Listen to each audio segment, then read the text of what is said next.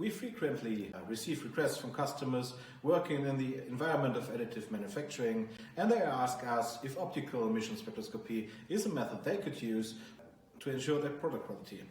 We regularly analyze samples on behalf of our customers in the demo lab in Germany to demonstrate them that optical emission spectroscopy can be an important building block for quality control of additive manufacturing components. It's possible to determine almost all elements in a short measurement time. We have put together a guide summarizing our findings to provide insight and helping you to find an optimal solution.